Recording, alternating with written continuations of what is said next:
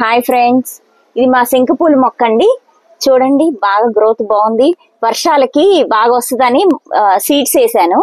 ఇదిగోండి, ఇటు సైడ్ అంతా పాకిచ్చొచ్చని సీడ్స్ అన్నిట్లో వేసేసాను.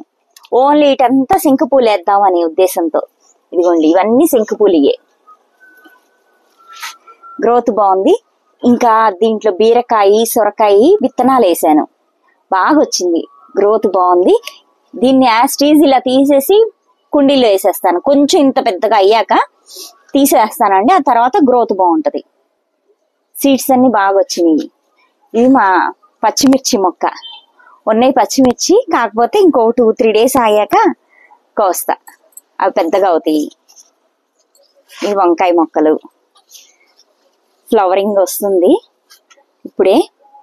మళ్ళీ ఇదిగోండి, ఇదిగోండి కాయలు ఉన్నాయి ఉన్నట్టు కోసేసుకుంటున్నాం. బాగుంటుంది. ఇటు సైడ్ అన్ని తీగ జాతి వేసాం.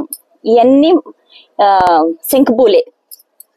ఇది సొరకాయ వేసాం. సొరకాయది వచ్చేసింది. ఇటు ఇలా అల్లిచ్చొచ్చని అలా పెట్టేసామండి.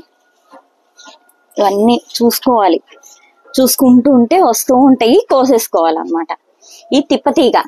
ఈ తిప్పతీగ ఆకుల్ని మరగబెట్టుకుంటే తిప్పలన్నీ పోతాయి అంటండి.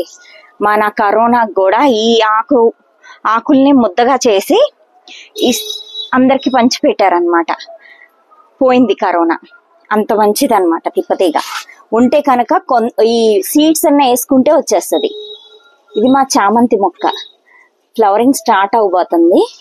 ఇదిగోండి, ఇక్కడ కూడా ఇలా చామంతి ఉన్నాయి. బాగుంది, ఇప్పుడే వస్తున్నాయి చామంతి. Okay friends, bye.